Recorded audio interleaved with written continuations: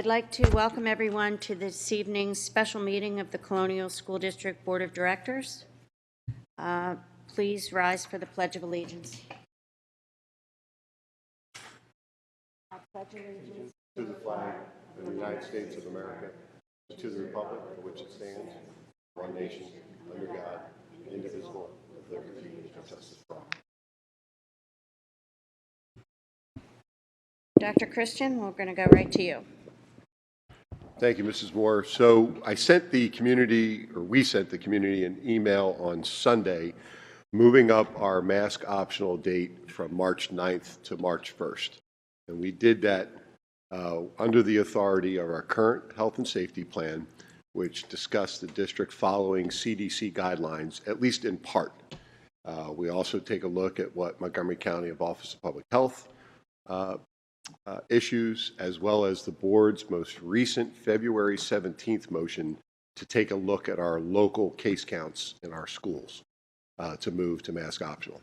But because the CDC guidance on the 25th of February was so drastic and such a significant shift, it warranted moving up our date from March 9th to March 1st for our mask optional approach in our schools. So I'm asking the board to ratify that decision this evening. And I would like to talk to you about what things may look like moving forward, as the motion you're considering tonight is to accept the recommended changes in the district's health and safety plan moving forward as presented. That plan is in board docs, available for public view, and it takes into account the new CDC guidance, which is referenced on the screen behind us. But I do not want to discount what the board passed on February 17th, looking at our local guidance. If you go onto the CDC website, you'll find a 28-page slide that talks about the formula behind their new guidance. That formula includes analyzing hospitalization rates, the number of new patients that are in hospitals, as well as incident rates within each county. And one of my concerns is, and while I understand it's formulaic for the CDC, it's county-based. And so I still think we need to balance that with what we present locally as far as the number of cases we have in our schools. And I would really trying to avoid a situation where if a week from now the CDC says that our county moved into high because of hospitalization changes, maybe because of a different portion of the county, whatever it may be, that it alters their formula and moves us into high while we're still sitting in very low cases in our district. So in our new health and safety plan, we will consider the CDC reported county transmission rates, low, medium, or high, but also the current case counts remaining below 3% of the total population in each of our schools. As of today, we have 6 cases, active cases in our schools. So we're obviously well below the 3%. Tomorrow, the Office of Public Health is going to release information very similar to what the CDC released last Friday. It's not official yet, but I had a meeting with them yesterday, and they indicated it will be very similar to what the CDC offered. So the approach that you see in the new health and safety plan is to continue what we're doing, but look at multiple measures. So we try to avoid flipping back and forth between masked and unmasked, whether we recommend it or require it or make it optional, just avoiding that provided our local cases stay low. Before I continue, can I answer any questions from the board regarding that rationale, the 3 bullet points behind you? That's right. Yes, Dr. Christian, a quick question, just making sure the way it reads. For me, it feels like all of those situations have to be true, but we're saying or, right? So we're saying we're considering the CDC transmission rates or the 3%, I guess, whichever is lower.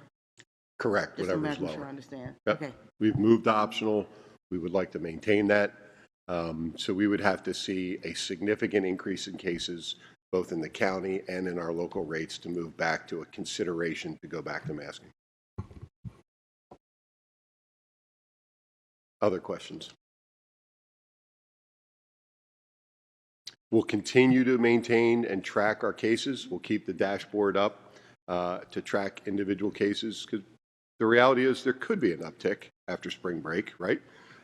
With increased travel. We certainly hope there's not. Masks are not required on buses anymore, but those who wish to do so may continue to wear one. When you see the Montgomery County Office of Public Health's guidance tomorrow, I believe there will be a specific reference to when there are 3 cases or more in a specific setting. So in a classroom or in a bus, if there's 3 cases or more, we will do more in-depth contact tracing.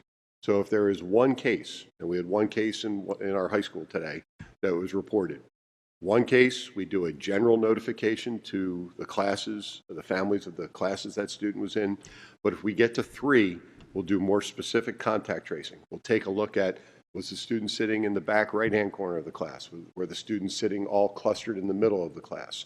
Were they all in the front? So if there's any connection. And the Office of Public Health is asking school districts to do that because they're taking into account that that could be school transmission, and then those students go home to their parents and their grandparents and their aunts and uncles, and they're very worried about what the impact might be on hospitalization rates and countywide systems. So we'll be more specific if we have a cluster of positives, 3 or more, in a class or on the bus, and then we'll do more specific contact tracing, and then we will tell those families we recommend masking during that time, during active cases, but not requiring it. Previously, 3 months ago, if we had 1 case in the class, we called anybody who was within, proximity of that individual. Hey, we had a close contact. You need to be, if you didn't have a mask on, you had to quarantine. So we're not going back to that, but it's back to the notification piece.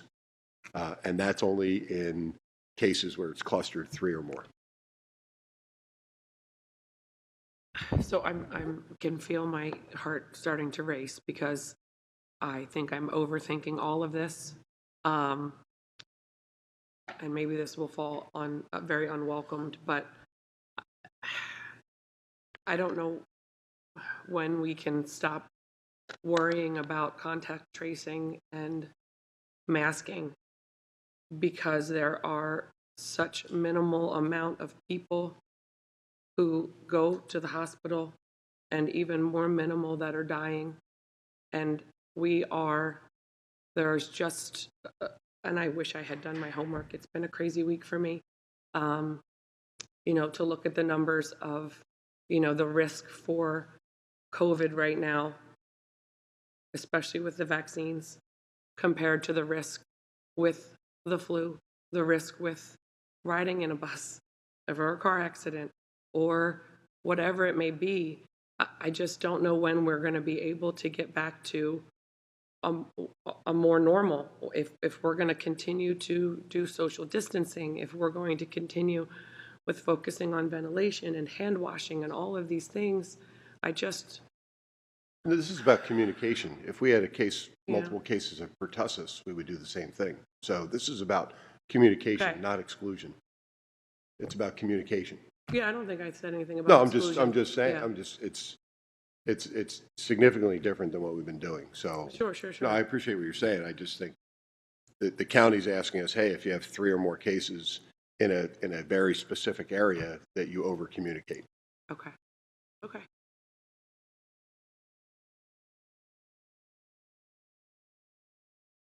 Other questions? Okay, public comment. Public comment? Now's the time for any public comment on items on tonight's agenda. Is anybody? Oh, Jamina.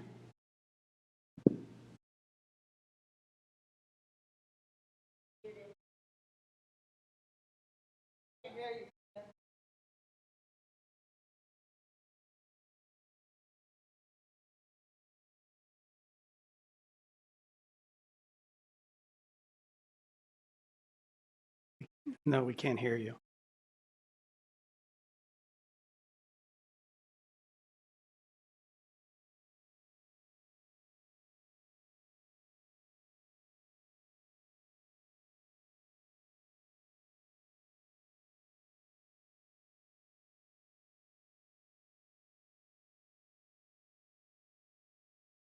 Do you want to text us? Okay. Jamina, if you want to text me, We can take public comment, and then I can read Mrs. Clay's comments.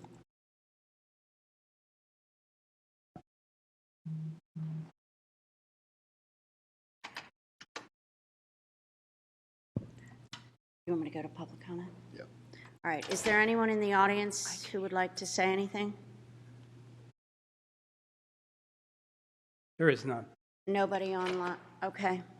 Seeing no public comments, then we have Jamina, a text or Not yet. online.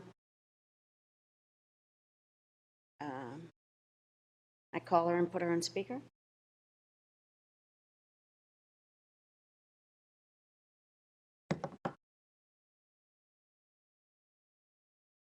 Do you want me to call her and put her on speaker?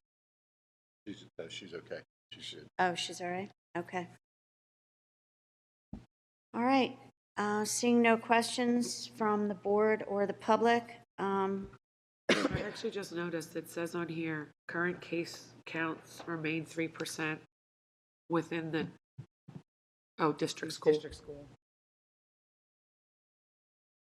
I'd like to make a motion to support the amended 2021-2022 Colonial School District Health and Safety Plan as recommended by the administration. May I have a second? Chris?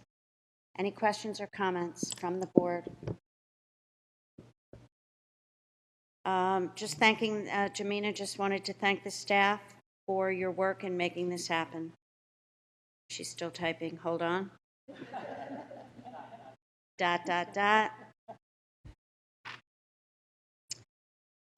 And that will have to continue to pivot as needed. Thank you, Jamina. Any other questions or comments from anyone? All in favor? Okay, motion approved. Any public comments of anything on anything else this evening? Drew? None at this time. Okay, anything else from the board? All right. All in favor? We don't need it. Adjourned.